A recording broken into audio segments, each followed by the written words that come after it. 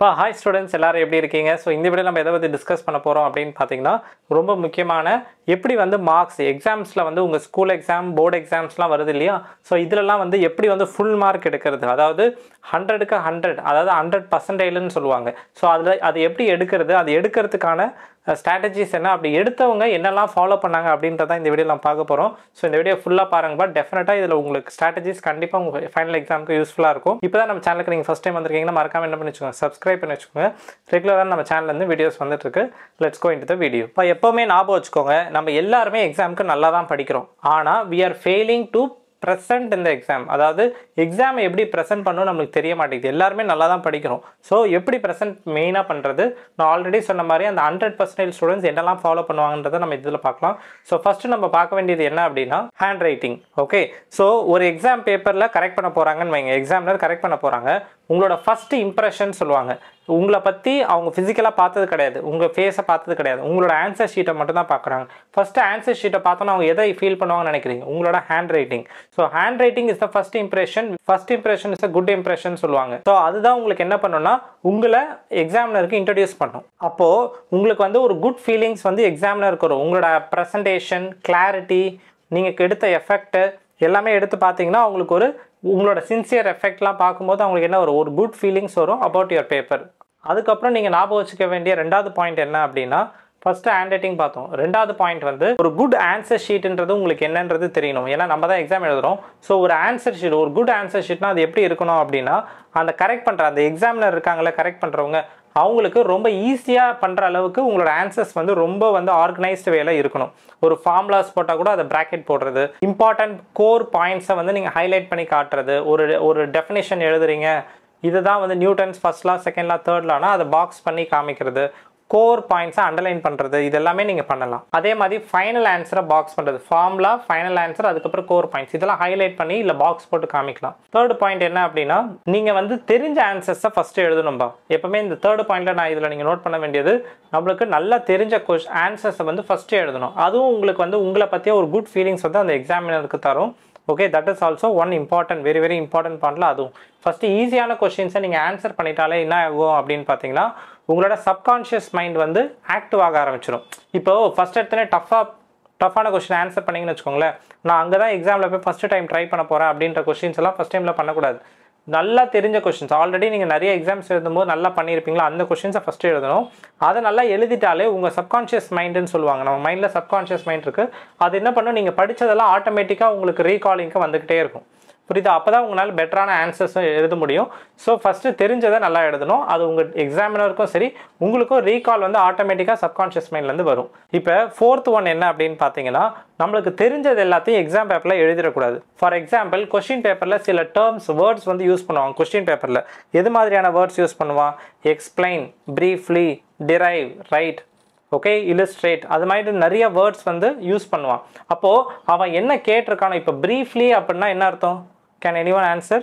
ப்ரீஃப்லினா என்ன நினைப்பீங்க? ஷார்ட்டாக எழுதுறதுன்னு அர்த்தம். நிறைய பேர் வந்து லாங்காக எழுதி வைப்போம். ஸோ ப்ரீஃப்லின்றது ஷார்ட்டாக எழுதுறதுன்றது. ஓகே, ஸோ அது மாதிரி ஒரு டேர்ம்ஸ் இப்போ what, explain, drive, to prove, அது மாதிரி என்ன கேட்டிருக்கோன்னா டு த பாயிண்ட் நம்ம என்ன கேட்டிருக்கோன்னா அதுக்கு மட்டும் ஆன்சர் பண்ணாலே போதும். நம்ம எல்லாம் என்ன படிச்சிருக்கோமோ எல்லாத்தையும், இப்போ டெரிவேஷன் கேட்டிருக்கவே மாட்டான் ஒரு இடத்துல, நம்ம போய் ஃபுல் டெரிவேஷன் எழுதி வைக்கக்கூடாது. ஸோ அதனால அவன் என்ன கேட்டிருக்கானோ அந்த பாயிண்ட்டுக்கு மட்டும், இப்போ 2 மார்க்குனா எவ்வளோ அளவு ஆன்சர் எழுதுனா போதும். ஃபார் எக்ஸாம்பிள் இதெல்லாம் நீங்கள் எங்கேருந்து கற்றுக்கலாம்? நம்மளோட ப்ரீவியஸ் இயர் கொஸ்டின்ஸ் இருக்கு இல்லையா?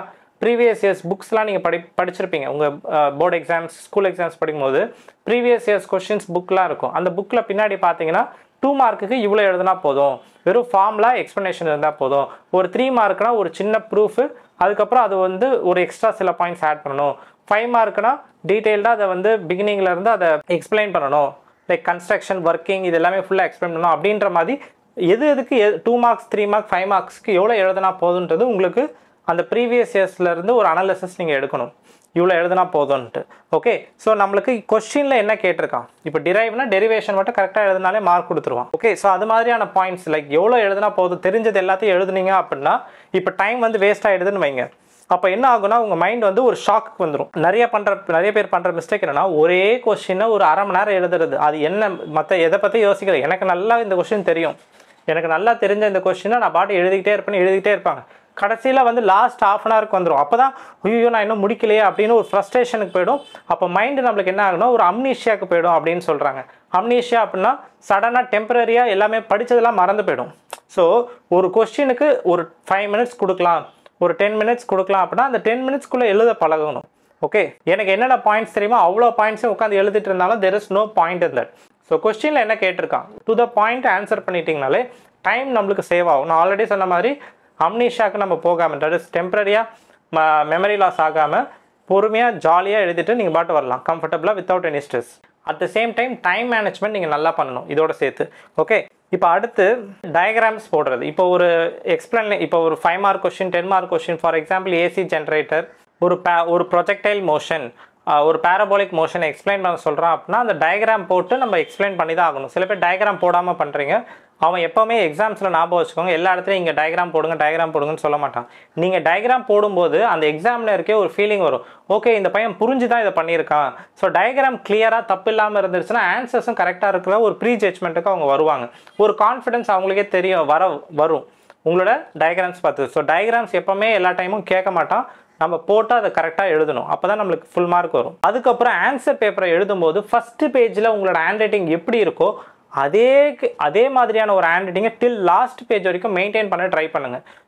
எனக்கு தெரியும் அதனால் நான் எந்த ஹேண்ட் ரைட்டிங்னாலும் எழுதுவேன்னு எழுதக்கூடாது. நான் ஆல்ரெடி சொன்ன மாதிரி ஒரு குட் ஆன்சர் ஷீட்டுன்றது அந்த எக்ஸாமினரோட வேலையை ஈஸி பண்ணுறது, அந்த கரெக்ஷன் பண்ணுறவங்களோட வேலையை. அப்போ உங்கள் ஹேண்ட் ரைட்டிங் வந்து ஈக்குவல் ஸ்பேசிங்கில், இப்போ யூனிஃபார்ம் ஸ்பேசிங், ஒரு கேப் விடுறீங்க அப்படின்னா எல்லாமே ஈக்குவல் சைஸ் கேப் பண்ணால் உங்கள் பேப்பர் பார்க்க அவ்வளோ பியூட்டிஃபுல்லாக இருக்கும். அதுவே ஒரு நல்ல ஃபீலிங்ஸ் தரும்.